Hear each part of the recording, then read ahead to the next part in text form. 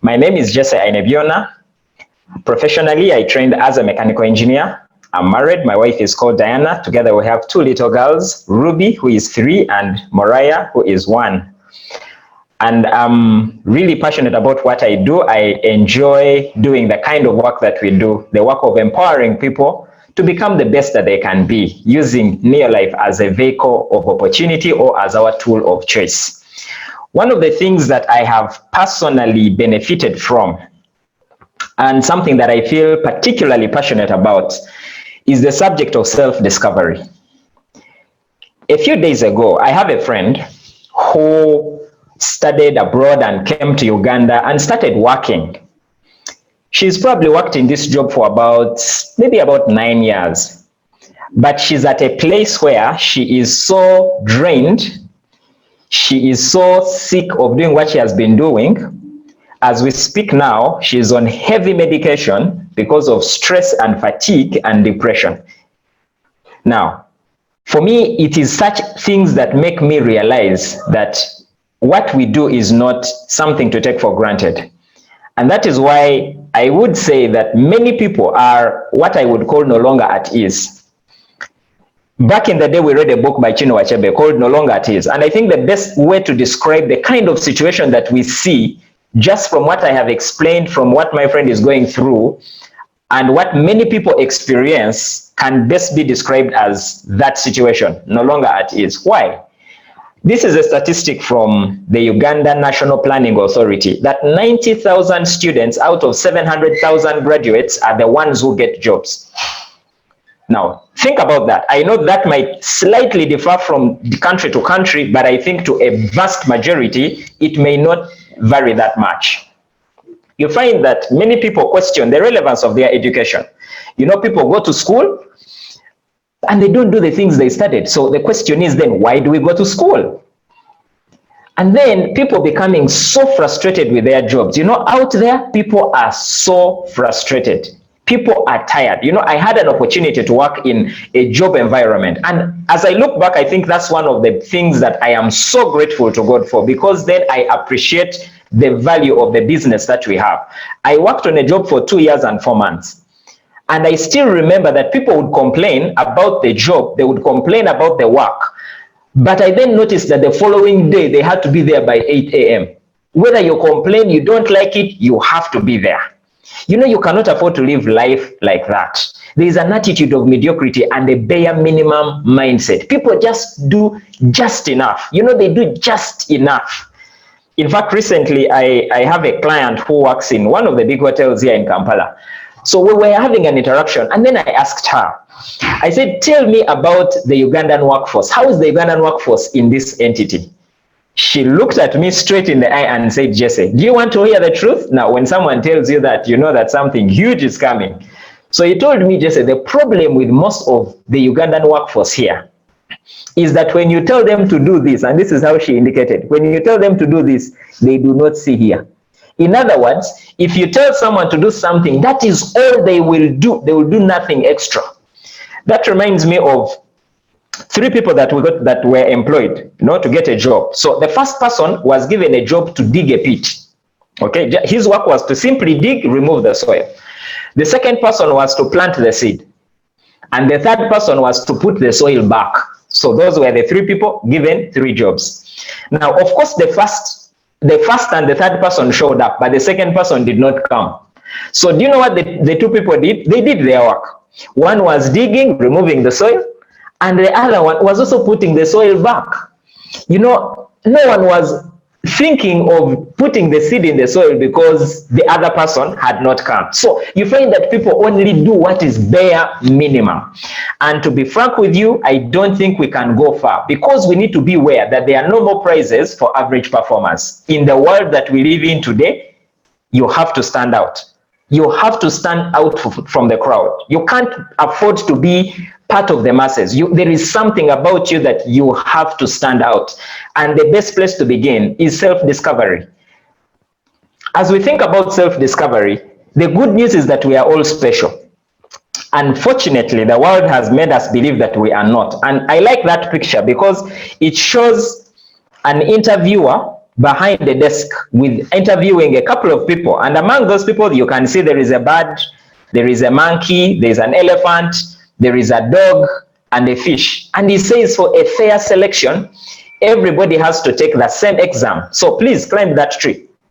Does that sound familiar? Probably what we went through in school. And Albert Einstein makes a very significant quotation down there when he says that everybody is born a genius. But if you judge a fish by its ability to climb a tree, it will live its whole life believing that it is stupid. Can I tell you something? Many people have believed that lie. Many people have believed that because they did not measure up back in school, they don't add up in life. Many people are stuck, trying to prove themselves, and yet there is something special about all of us. Each and everybody on this call and everyone out there is a genius. There is something special. When we read in the Holy Scripture that God made us in his own image, that is such a profound statement that you should not take it lightly. It simply means that everyone has intrinsic value, intrinsic worth. Everyone has dignity and everyone has purpose. That's what it means. It's not something light. So another thing about life is that your grades do not define you. That's what I'm laboring to explain. There is someone, if you look at that, that is a Uganda National Examination Board result slip for Form 6. Okay. So this gentleman did general paper, economics, geography, mathematics, and art. Now, in mathematics, he got in paper 1, F9. In paper 2, F9. Of course, that totals up to an F. And then look at his statement. He says, once again, getting an F9 does not mean that one will be or is a failure. See here in my S6, I got an F9 in mathematics. 4 years later, I graduated with a first-class degree in computer applications. A few years later, I have worked at some of the biggest multi-billion-dollar companies in America. It's never about your grades. It's about your story, your journey, your ambitions, and your sacrifices. Keep on walking. So the whole point of this is that there is something special about you, and there is nothing that can corrupt it unless you allow it. Not even the grades you got in school, not what people tell you, not your environment. It is you to decide that I will let my greatness blossom. So you need to find your genius and be outstanding. And what does that mean?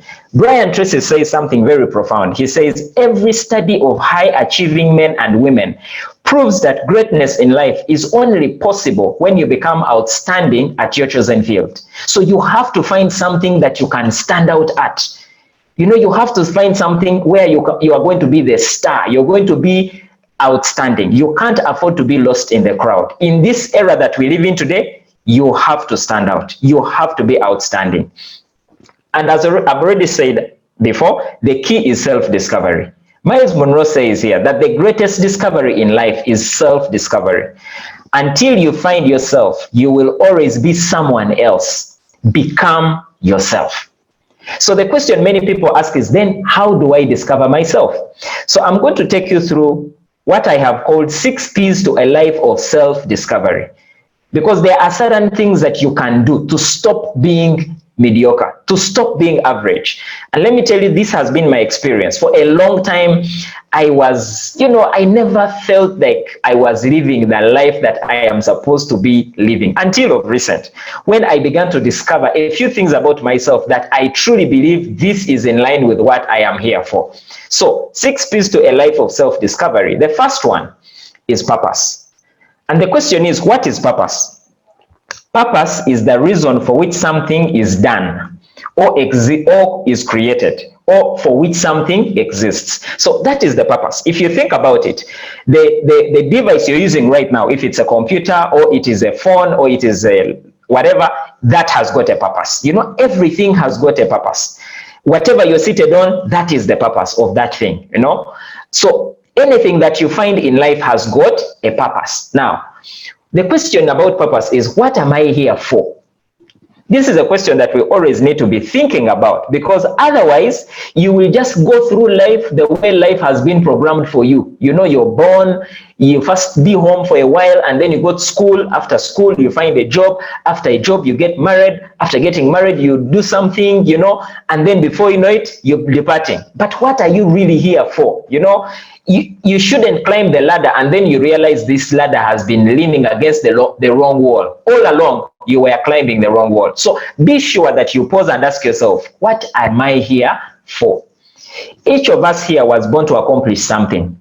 Now, I want to also note that not everything, okay? You were not put here to do everything. You were put here to do something specific, something special. Now, along the way, we shall find out what are some of those things that you can begin to feel, or what is it that God put you here for. But there is a reason for your existence. You're not just here for nothing or for everything. No. Whenever you ask someone, or like, for example, what people do at a job interview, and they're, so what can you do? Someone says, anything. That's not an answer. That answer is wrong. Anyone who can do everything that cannot do anything. You know, so no one was put here to do everything. There is a reason for your existence. And they say there are two best days in your life. The day you're born and the day you find out why. That day you find out why. What are you here for? What do you want to hear when your name is mentioned? You know, when you mention a certain lawyer, you know, here in Uganda, there are certain people that stand out. For example, Katende and Sempewa advocates. That's a very common law firm. If you think about Nelson Mandela, something, you know, automatically you think about something. When you think about Cristiano Ronaldo, automatically you think about something. Even if you're not a soccer fan, at least you know that he's known for football. When you think about Usain Bolt, he's known for athletics. You know, when you think about anybody that has stood out, when you think about Barack Obama, he's known for something. So in your personal case, when your name is mentioned, what do you want to hear mentioned? That is a bit of what purpose would really be about. And there's something I call living for the dash, you know. So DOB is the date you were born. So we can call it the date of birth. And then DOD is the date of departure. Now, already these dates are fixed, okay? The day you were born and the day you depart. But in between there is a small red dash. What does that dash represent in your life? What does it signify? What are you dashing for? Or what, at the end of your life, what will that dash mean? If I can just give you a few pointers, a few things that for me have helped me to appreciate what purpose is about. The first thing, there are three things. One is look up. What do I mean look up? You know, if you want to know the purpose of something, don't ask the thing, ask the one who made it. So in the same way, if you want to know what you were made for, it's better you ask the one who made you. That's what I mean by look up. So look to God and ask him, but God, when you made me, what was on your mind? You know, what do you want me to do? Because there is a way God designed you in a way that did not do other people, that he designed and purposed you to do certain things that only you can do. There are things that only you can do, and until you do those things, they will not be done. So the first thing is look up. But the second thing is look within. Look within, I simply mean, what do you feel inside you? What do you feel? What do you love? You know, what do you feel? You know, there is always that thing. There is always that thing. And, you know, just to digress a little, I used to ask people, so how do you know when you're dating someone, how do you know that she's the one? And some mature people said something quite insightful. They said, when you meet her, you will know. That was the only answer. Now, you say that answer, you cannot explain it. How do you say when you meet her, you will know? When you meet her, you will know. Now, interestingly, when I met Diana, that was the experience I had. There was a bit of like, you know how you find rest? I have finished, I have rested, I know. You know, there is a sense of knowing. So look within, find out, what do you feel? What do you feel? What do you love? What do you feel? And then the other thing, so one is look up, look within, and then look outward. What do other people see about you? Because there are certain things that you know that you are good at that you may not know. It takes someone sometimes to tell you, but you know what? I think you're good at this. You may not have noticed, but someone might tell you, because a picture you cannot see a picture from the frame. If you want to see a picture, you have to come out of the frame. So there are people, if you are the picture, you are in the frame, you can't see yourself. There are people outward that may look at you and say, I think, Jesse, you're good at this. Let me give you an example. I did mechanical engineering. I had no clue what I was good at. Nothing, no idea. So when I got part of our business, the person who introduced me to the business, the late David, he passed away. God bless him.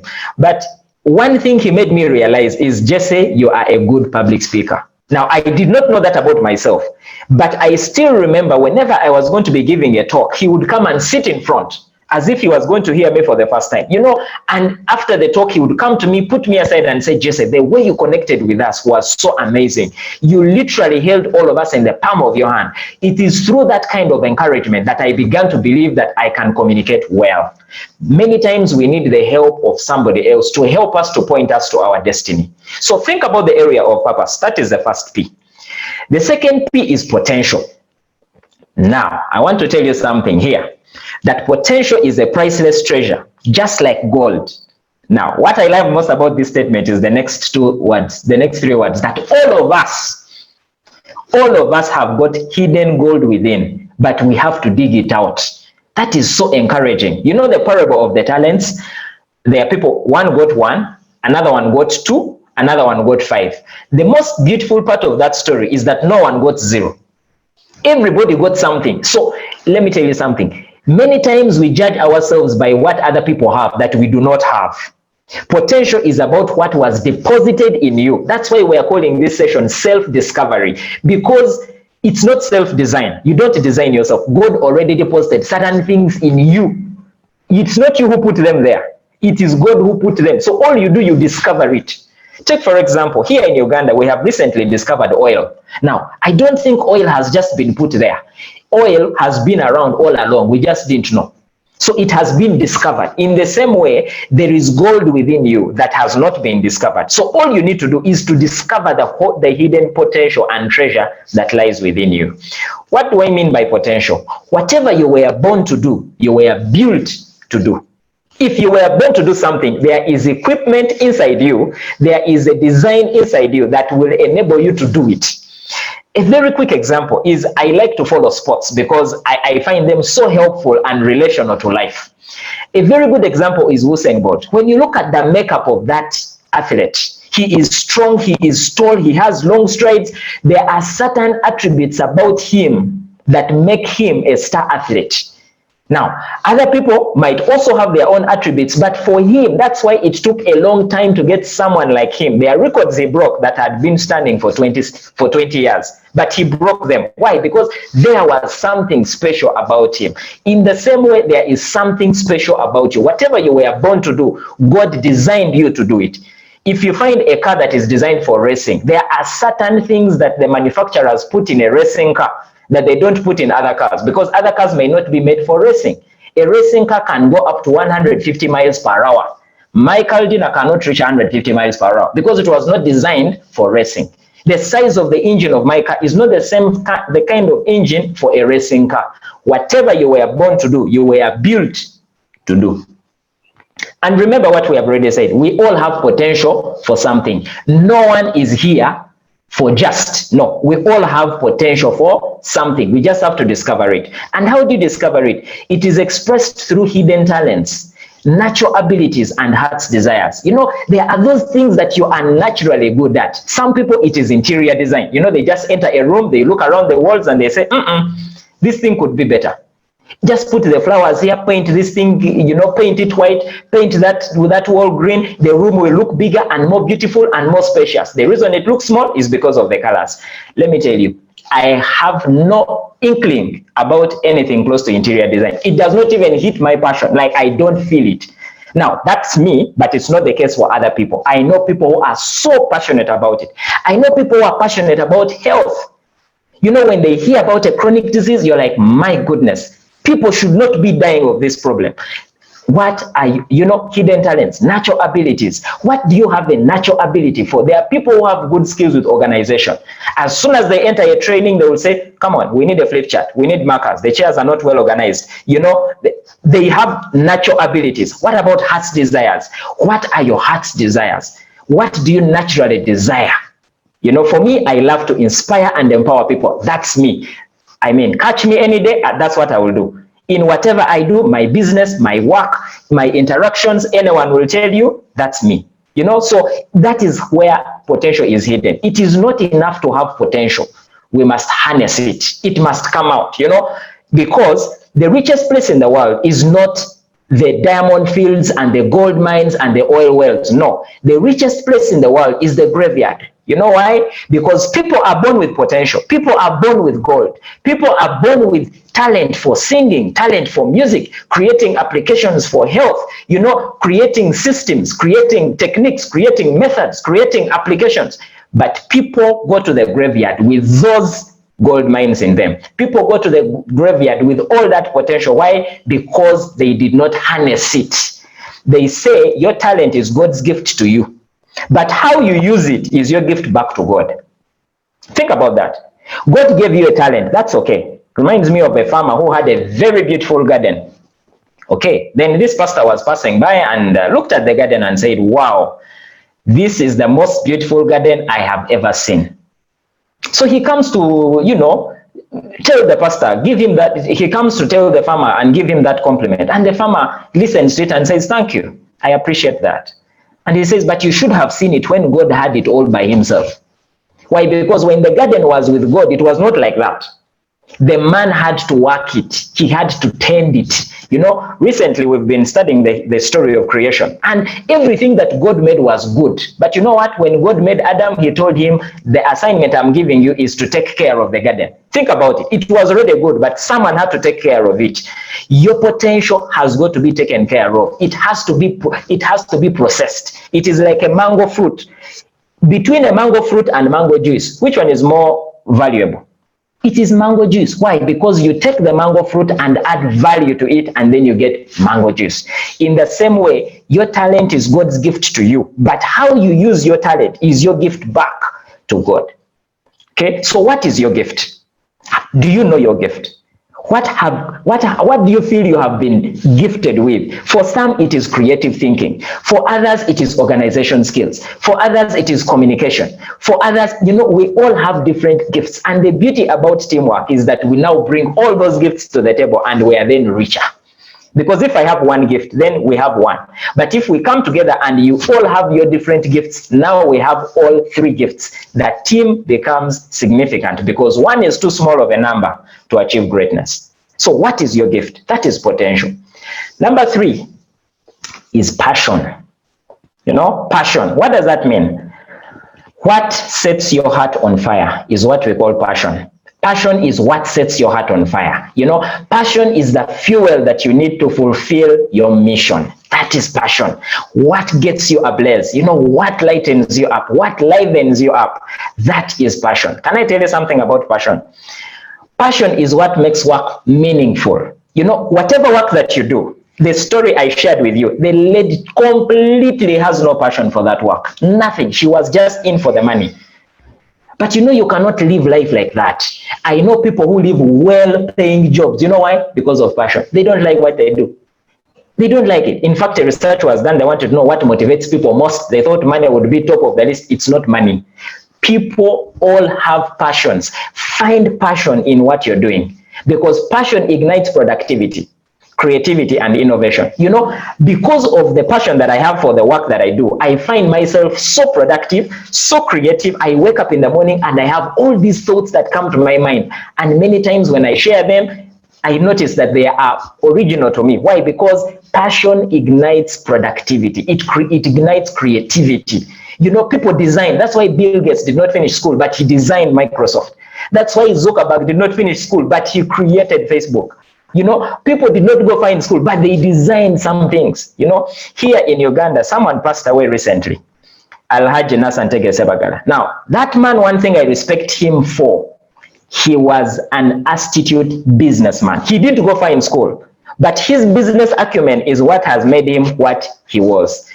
Passion. I was watching an interview and you could see he was struggling with his English, but in between the words he was saying, you could hear a man that is passionate about business. That man was passionate about business. So what is your passion? Because passion is where creativity is born. Let me tell you something. Even if you don't go to school to finish your whatever degree, please, if you're a student, go and finish. But I want to tell you that inborn creativity does not depend on your degree. It depends on your passion. Because whatever you're passionate about, you are more creative in it. So what do you love to do? That is the question. What is it that you love to do?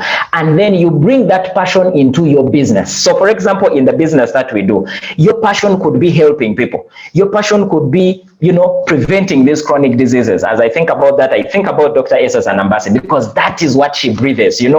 Every time she stands up to talk, you hear her talk about, nutrition, because that is where the problem is, So find your passion. Maybe your passion, my passion now is to help young people to overcome the challenge of having to go through school and then do things that are not related, So I want to help young people to find their right career path. What is your passion?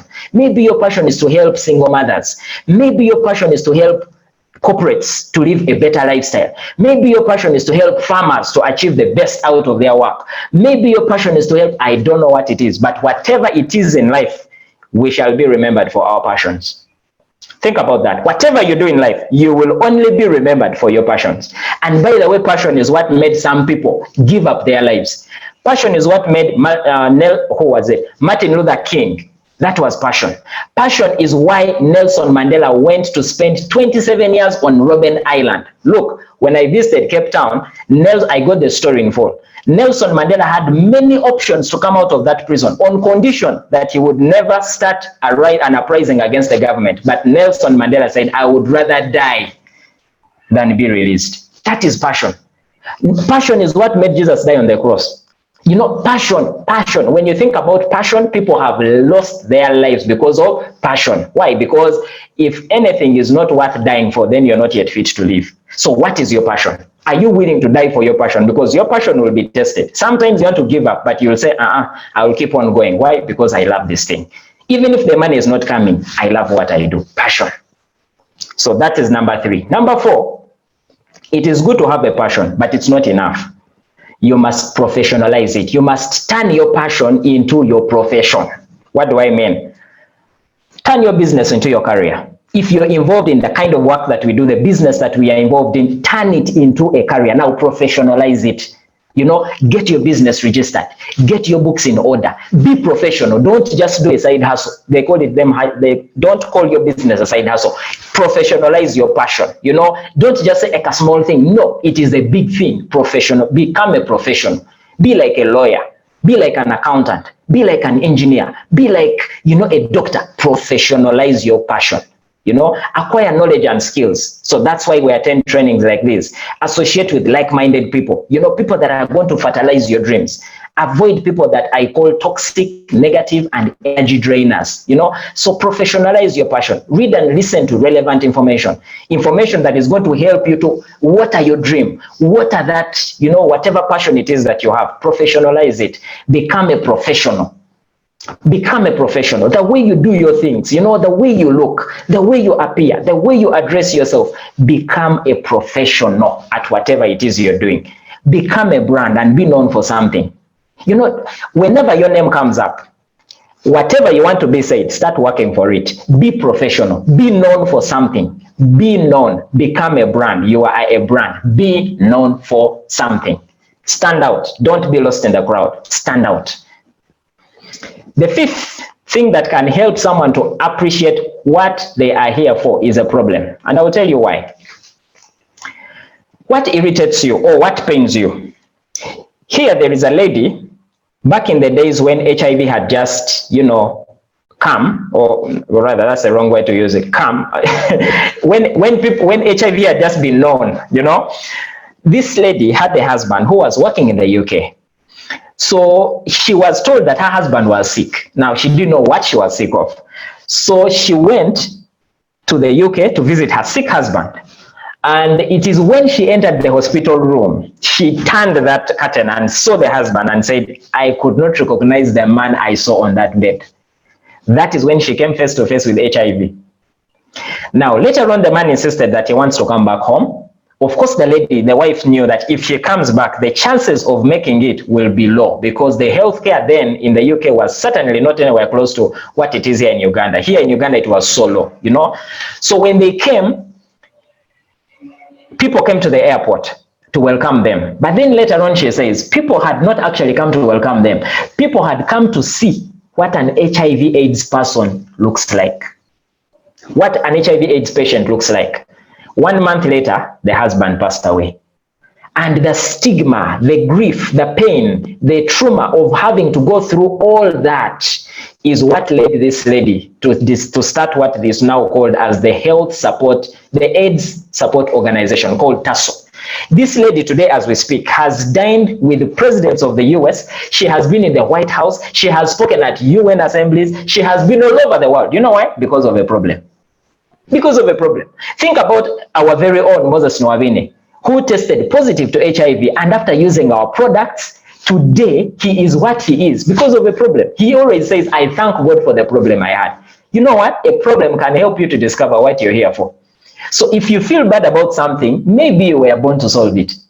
If you feel bad about something, maybe you are the reason why you're here, to solve that problem. You know, so what problems around you can you turn into opportunities? You know, when I shared the experience of my friend, I am sure there are so many people like that. You know, and by the way, the reason why she was meeting me was, Jesse, I want to move on from here. How do I start? And among the things we talked about, you know, we were still thinking, and then we said, by the way, wait a minute, you have a problem that you can turn into an opportunity. What about if you start helping people with how to manage stress and work-related pressure? She said, by the way, this is it, because she has an experience. Can I tell you something else? No experience is ever wasted. It's not wasted. If you've been through a bad relationship, you can help other people to avoid them. If you've been through a bad disease, you can help other people to avoid them. You know, the best person to talk about heart health is the one who had a heart problem, because he understands what it means. You know, so whatever it is that God has delivered you from, maybe he has delivered you so that you can go and deliver other people. So what problems can you turn into opportunities? Think about COVID. Look at the opportunities that COVID has brought. Disinfectants, you know, Care almost ran out of stock on a number of times. Why? Because there is a problem that needs a solution. Immunity boosting products or nutrition, you know, all these are problems that we can turn into opportunities. So business is a solution to a problem. Every businessman that you know is a solution to a problem. Think about Amazon. Think about Zoom, what we're using right now. Think about Facebook. All these were problems that were turned into solutions. People needed to connect. Think about Uber. Think about Airbnb. All those are problems that someone looked at and said, there's a problem here. Instead of complaining about the problem, why not turn it into a solution? So pay attention, identify problems and solve them. Okay? Great. Moving on to our final P. Place yourself well. Meaning, know your personality. This is extremely important, and I just wish you could appreciate this. Now, it's important for you to know yourself. You know why? Because many times you see other people and you want to be like them. Let me tell you, you will never succeed in being like other people. You will only succeed in being like you. Okay, so without going into any depth, there are many tools that can help you. But one thing about this is there are people they call dominant. You know, those are people who tend to be direct. They tend to be decisive. They tend to be doers, you know. Now, the downside with that personality is that they can be domineering, they can be controlling or demanding. There are people like that, okay? Now, there are people who are what we would call influential. It's just a name, but look at the statistics. They tend to be inspirational. They tend to be interactive. They are so interesting. There are people who just talk. It's just natural. It's part of them, you know. They're just like that. You know, they enter a taxi and within 5 minutes, they know everyone's name. They go to a party, within 5 minutes, they know almost everyone around their table. But not everyone is like that. Not everyone is like that, okay? Then there are people who are steady. They are just steady. What are they? They are stable. By the way, these other people, the challenge with them is that the people are influential. They are so interesting, so interactive. So the challenge is they can be irritating, because you can imagine someone is talking all the time. You know, they can be irritating. They can also be impulsive, you know. And then there are also people who are, you know, we would call them steady. You know, they are stable, they are slow-paced, they are supportive, they are sincere, they tend to be sensitive. Those are people of that kind. And then there are those people are more reflective. Then there are people who are compliant. You know, they are very cautious. They are very careful. They are like, these are mainly accountants, you know, they are very cautious. They are very careful. You give them a check. By the way, very good example is when you receive a check. Recently, I received a check and I just got the check and went to the bank. It's when I was banking it that I noticed that the word 1,000 was missing. I had to take it back.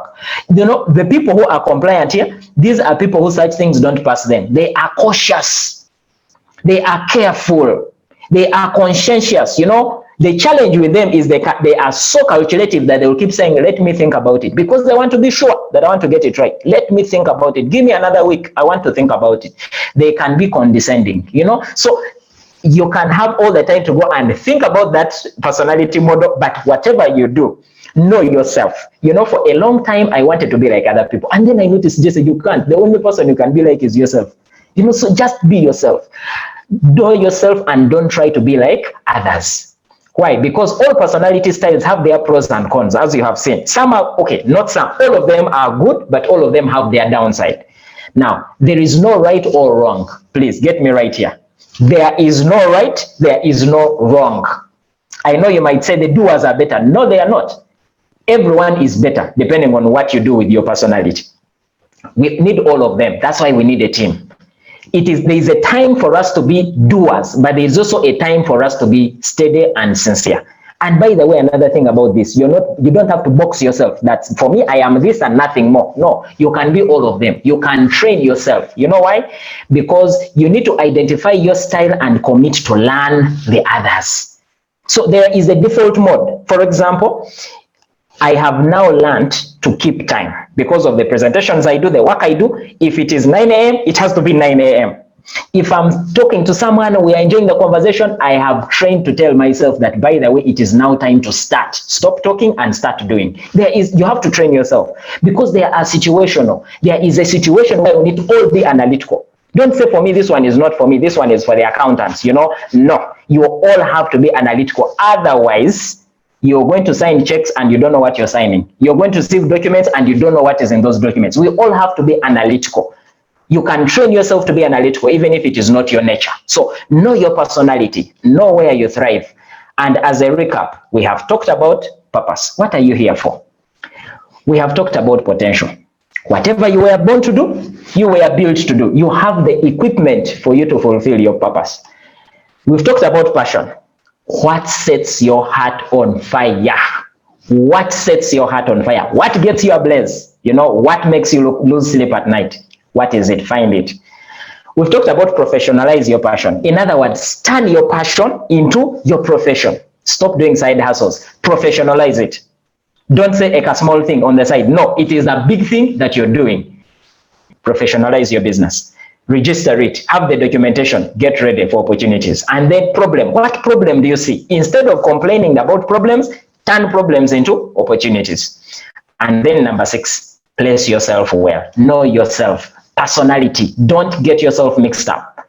You know, there are people who are so organized in the way they write on the board. You know, they even put lines. They write and they underline. Now you also come and you want to be like them, my friend. Learn from them, but you will just keep on running because you can't measure up, you know.